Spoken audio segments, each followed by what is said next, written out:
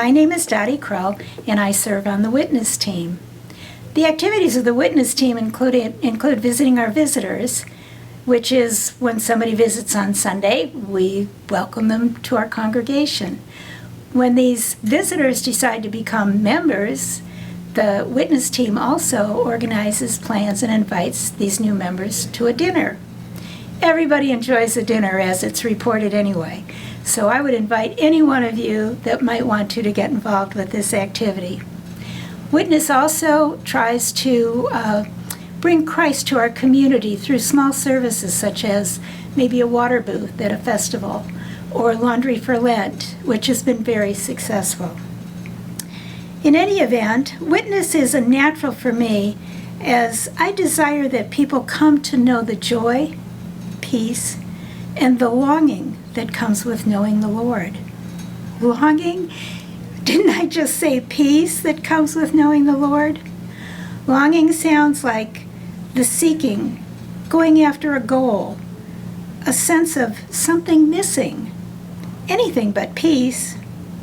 For me, the Lord's peace is a peace of God, not me, setting me on a path where doors open or close, windows of opportunity open or slam shut, just as the goal is in sight.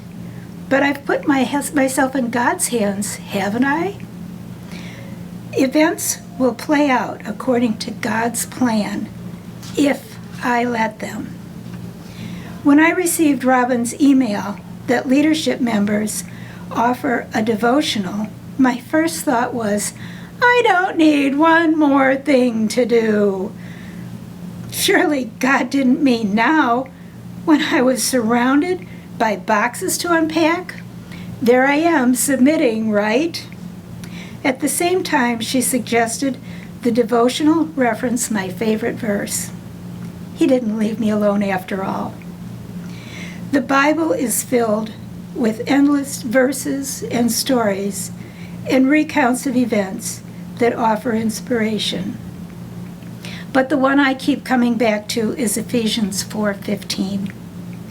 By speaking the truth in love, in all things, both our speech and our lives, expressing His truth, let us grow up in all things, following His example, who is the head, Christ.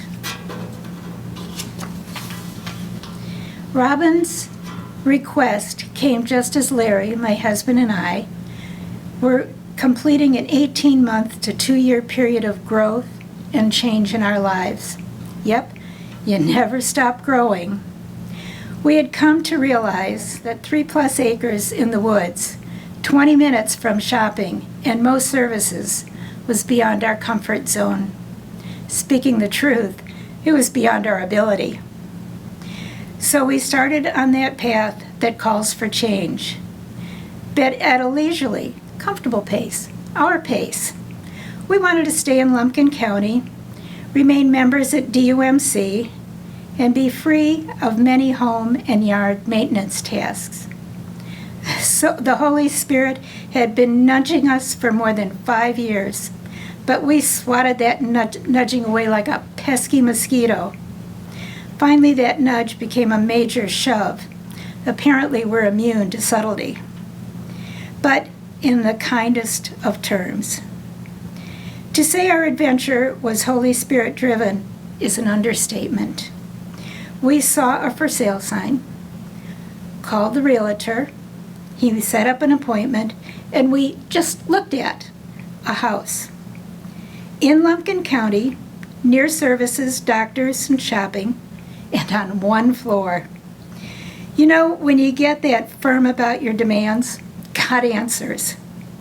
As always, the hard part is learning to listen, trusting in the Lord. Growing up into Christ and setting aside those things of the world we often hold so dear we can't let out of our grasp. Our offer was accepted, our home sold within a week. Now the pace picked up. Today we are busy ridding ourselves of the 15 pounds of flour we had accumulated in a house big enough to take it in, because we've only got a 5-pound sack these days. But as we ourselves free ourselves from stuff, we see and hear and feel the love of each other, our family, our friends, and most importantly, God, as we continue growing up into the joy, peace, and love of Christ. Pause a moment today and consider how the love of Christ is growing you up.